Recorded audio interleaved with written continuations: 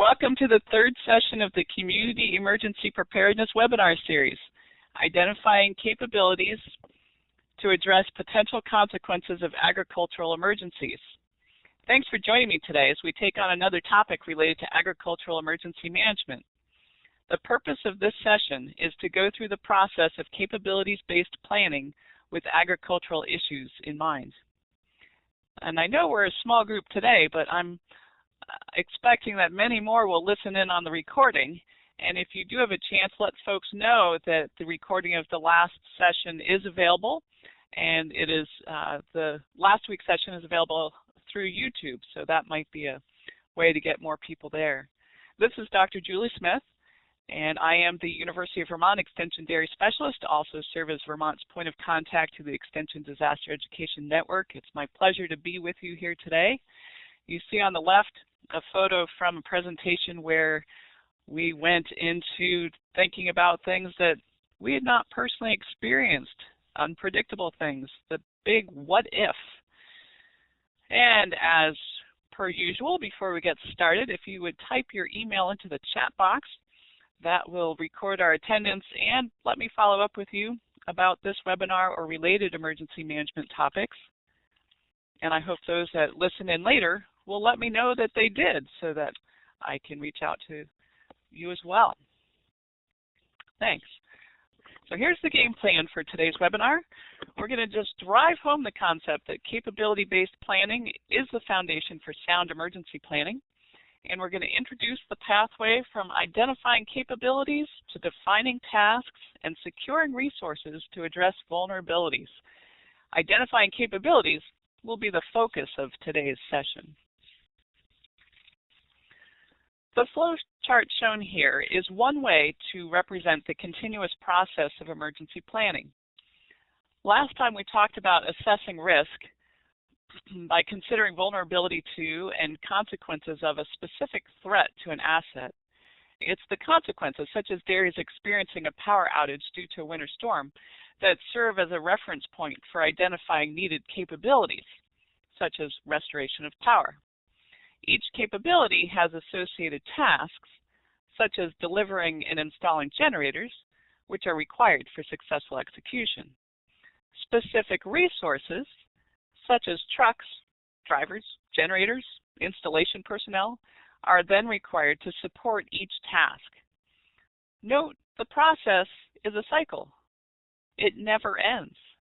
Having a regular schedule for assessment and revision will ensure your plans are up to date, or nearly so. Isn't it true that they're always out of date? So I don't know if we have any of our emergency planners on who can answer this, but maybe Kate could take a stab. Do basic emergency operations plans, or BOPs, do they cover all phases of emergency management? You can just type into the chat box if you want to comment on that. Although there's a tendency to focus on the response phase of emergency management when planning, other phases are just as important to consider. Remember, preparedness encompasses prevention, protection, mitigation, response, and recovery. Does it strike anyone as odd to find a piece of the response bar in the pre-incident phase? In what situations does response precede the incident? Do you have some ideas? Go ahead and type in the chat box. Okay, Kate's indicating that the BOPs do have some reference to mitigation and planning. That's great. Any thoughts on why response, the response bar, might cross over into the pre-incident phase? Intercept bad actors before the incident is launched. So Steve has an idea that is certainly worth considering. If there's some intelligence that something might happen, some responders might pre-stage to try to head it off or be there to deal with it. What about some of our weather events? Are those predictable? Do we sometimes pre-stage responders and resources based on where we think a weather event's going to happen? So that also would be an example of response preceding the incident. Local jurisdictions have existing emergency operations plans and an emergency management system. I'm not trying to create a new system. The goal of this webinar series is to turn our attention to a critical part of our rural fabric in Vermont, food and agricultural production, so we can better determine within our communities how to respond to emergencies affecting the food and ag sector by working within existing plans and systems. We'd like it to be the case that ag always takes care of itself, but as I mentioned in previous webinars, there are situations where emergency management folks are going to be first on the scene, or the situation may require resources beyond the capabilities of traditional police, fire, and EMS responders. In some cases, where farmers also wear firefighter hats, they will have animal handling skills and know who to call right there on the scene. In other situations, other resources may need to be called in, but I'm getting ahead of things. First, a little review. On a previous webinar, we discussed the diversity and distribution of agricultural assets in Vermont. Each state has a unique mix. Here in Vermont, we may not have a lot of feedlots or ranches, but we have lots of dairy farms, large and small, some of which specialize in agritourism, like Shelburne Farms and Billings Museum. We have farms that raise food and food and meat for local markets or CSA arrangements like Apple Cheek Farm and Maple Wind Farms. We've got dairy processing. For sure, our big ones are Cabot Cheese and Ben & Jerry's, but we have many small artisanal processors like we mentioned last time. And we have lots of maple producers and some major processors like Butternut Mountain. And how about Dakin Farms?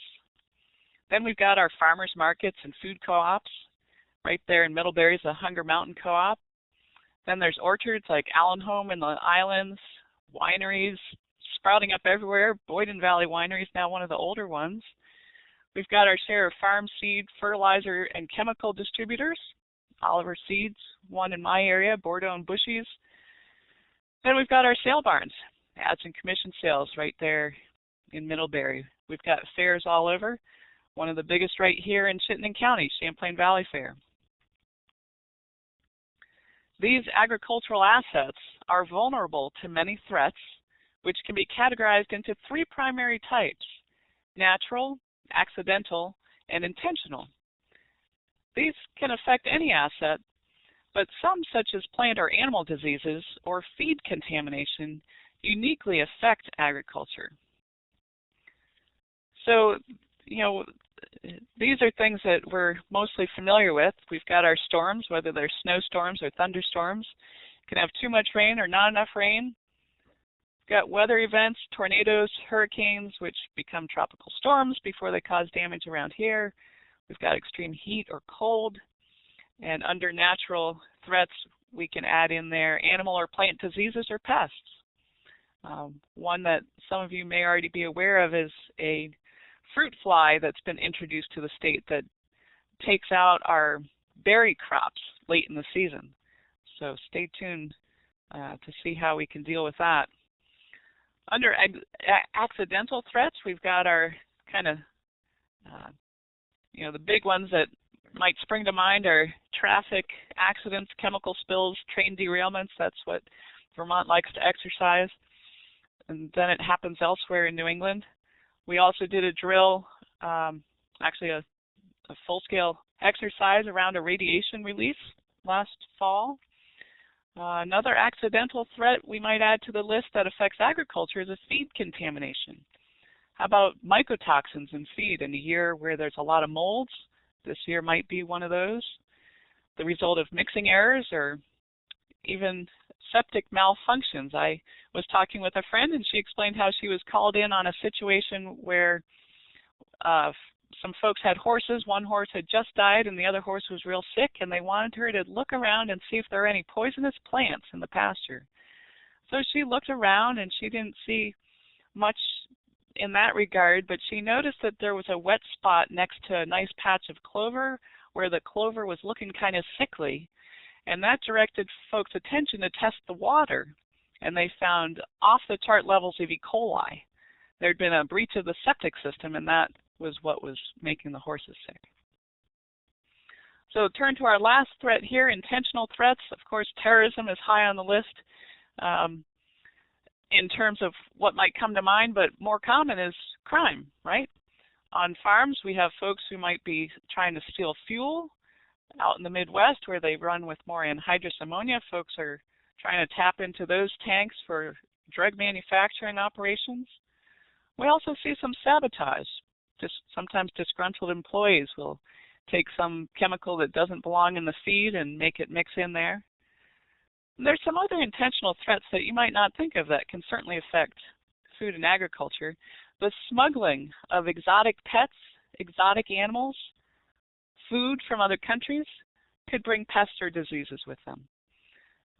So certainly animal or plant diseases show up under the intentional threats as well and are a concern for food and agriculture. So we've gone over assets and threats. When you put the two together, an asset and a threat, then you have a specific vulnerability and can think about associated consequences. Here we have pictured milk truck on a farm. So we're representing a dairy farm, below representing the threat of flooding. So now we see that our vulnerability, one vulnerability we have is the local dairy industry is susceptible to floods. Remember from the June 11th webinar that consequences may be shared by multiple threats affecting a given asset. How can we use this fact to our advantage? Instead of creating threat-based plans and resource lists, we can create consequence-based plans, or maybe have some combination of the two. When we look at the consequences of threats such as wildfire, flood, and our CBRN threats, that's chemical, biological, radiological, nuclear, or explosive/incendiary agents. If you look at incidents caused by these threats, getting the heck out may be a useful response. Thus, evacuation is a capability that can address these multiple threats. So having the evacuation resource list may save redundancy in your plans, and we'll get to that in a little bit. So here's our poll. We're going to open our poll, and I'd like folks to answer this. Are your local emergency support functions A, B, or C? And if you don't know, you have that option as well. Okay, good. That's kind of what I thought, a combination. Now we're going to turn to the big table. And if you remember when emergency planning was threat-based, you can just raise a hand if that applies to you. There are plans maybe for fire, floods, winter storms, what have you. Now we're focusing on capabilities-based planning, right? If you think about an agricultural asset, so get one of those in your mind, and look at this table, you'll see a few threats listed in the left-hand column. Then as you look across the row for each threat, you'll see potential capabilities checked off. The capabilities listed here, shelter, evacuation, rescue, disposal, security, and euthanasia, are not exhaustive. Additional capabilities may be needed, and we will give that some thought in a few minutes. And that's kind of what that question mark represents. It's everything else. So first, let's take a look at transportation accidents involving livestock trailers. Potential response capabilities include sheltering, disposal, and euthanasia. And as you look down the chart for any one of these capabilities, you will see that it may be needed in response to multiple threats.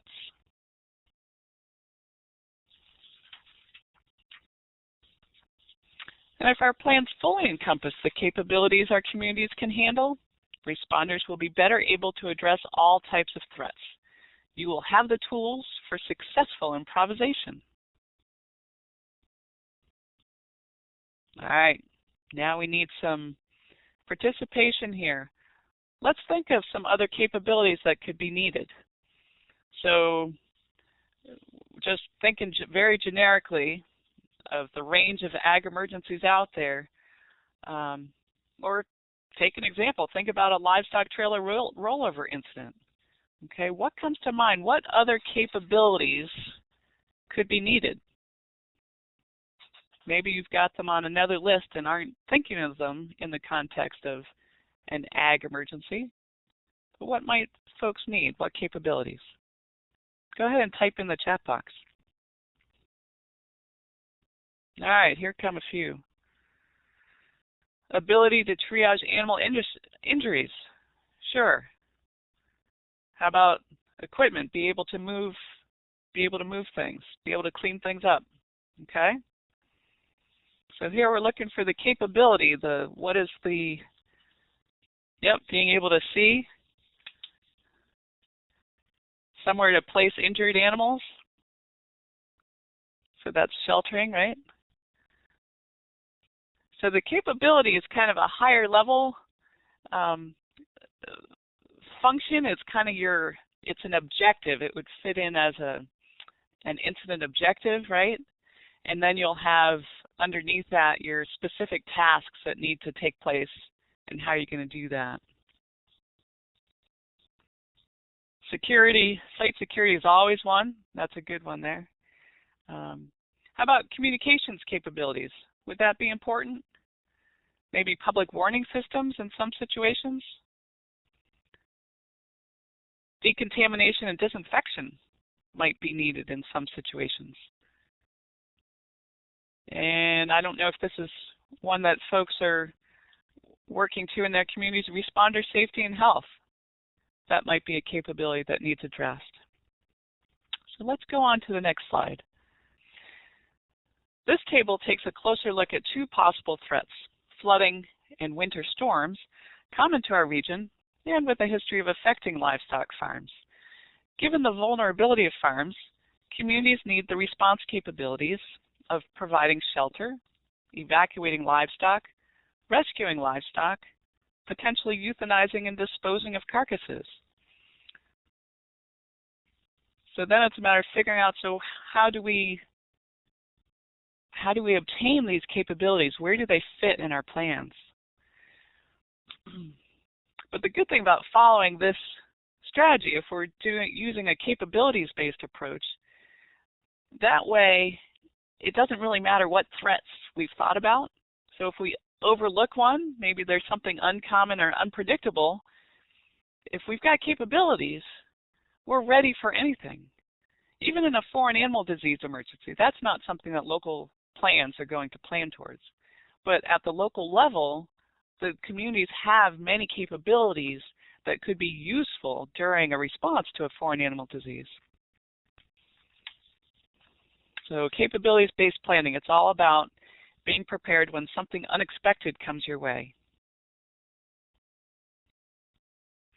And your plans have to be realistic, right? Due to cost constraints and practical limitations, no community can develop every capability, task, and resource. Capabilities to develop should be prioritized according to locally identified vulnerabilities. And then give some thought to how additional capabilities can be achieved. What do your neighboring jurisdictions have that yours doesn't? Can you access them through an MOU, mutual aid agreement, some other arrangement? Have you done any pre-planning about how you might access resources from neighboring jurisdictions? How can we set things up to provide and access resources most efficiently? These are just rhetorical, thought-provoking questions, and maybe we can have some discussion on that at the end of the session.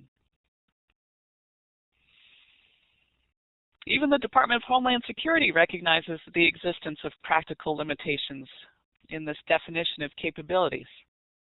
Capabilities represent the means to respond to a wide range of potential vulnerabilities while being mindful of costs and sustainability. Those of you who were doing planning, remember that this is why we had the target capabilities list and now the core capabilities. This helps us address uncertainty by analyzing a wide range of realistic scenarios to identify required capabilities, and because every threat cannot be anticipated, capabilities-based planning provides a strong foundation for response to a wider range of threats. Now we go to our examples. So we'll start with a familiar one. What's the asset, what's the threat, and what's the capability for the situation pictured here? So clearly the asset is a barn and the threat is a fire.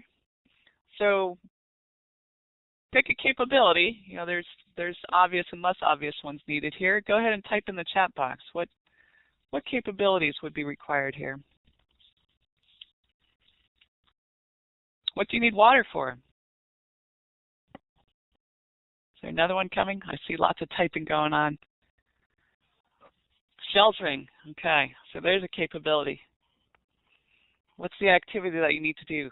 Good, Michael. Fire prevention, fire suppression, evacuation, euthanasia. These are all capabilities that may come into play. I think someone might still be typing. Got it? Okay. So key one is fire suppression, but all those other ones mentioned are certainly capabilities that can come into play, right? So let's take another example. So I don't want to explain too much what's going on here. I'm going to make you think a little bit. So look at this picture and let's figure out what the asset is, what the threat is, and what the capability needed is. And if you want to take a stab at the capability and type it into the chat box, that would be great. Yes, the capability is transportation. Yes, and it's a barge, and those are some kind of livestock, some kind of cattle on there. So what was going on was a flood, and they got this shrimp boat barge to come over and help them move these cattle so they could get somewhere and be fed. All right, I'm looking at my time. We're going to whiz through these next ones. You can go through the process of determining capabilities for as many scenarios as you'd like. Then it's time to figure out the associated support tasks. Each capability will have one or more associated tasks. And some of you wanted to jump to the task, but here we go. Now we can go to our example and define the tasks. And I'm sorry, there's an error on that slide that wasn't fixed. So here we've got our barn that's on fire, and we need to, our needed capability in the first place here is fire suppression. So what are the tasks? What do we need to do to achieve the capability or objective of fire suppression? I know you folks are working on it here. Yes. So you got to call the fire department. Got to get their fire truck there. Then they've got to figure out how to get water. Find out what's going on in terms of flammable items or hazmat. Great. Protect adjacent structures. Great. Great. A couple people were worried about what other buildings might be around it. Maybe what other vehicles are around it. Okay. Find your water source. Take care of the fire. Maybe traffic control. So those are all tasks that support meeting the objective of fire suppression. So let's take our shrimp boat barge example next. So we've got our livestock in a flood that needs to be evacuated. What are the tasks that we need to accomplish, that we actually need to do to meet the objective of evacuation? Confine, yes. So maybe we need to set up a pen, get some pens, temporary pens, prep the barge to confine cattle. Right, so the barge was an open barge, right? So we need panels on the barge. Maybe need some kind of hay or something on the bottom so they've got some support. You know, are they going to stay standing? Are they going to lie down? And then that barge has to be able to move. Good. Okay. Good. So animal loading, unloading. You got to know where you're going and maybe think about feeding and watering. One end or the other, you better think about that. So once the tasks for a given capability are determined, then you move on to supporting each task with needed resources. So some of us were just naturally jumping to the resources when we knew there was a capability and objective that we needed to meet. But think it through. if you think it through this way, following the flow from capabilities to tasks to resources, it really helps allocate your personnel on the scene, right? So each person will know what they're doing and what resource they're going to work with. So what kind of resources? Oh, we're not going to go into the resources today. That's for next time. Ha-ha! But you'd one at a time go through the tasks and identify the needed resources. And we're going to talk more about identifying resources and cataloging resources next time.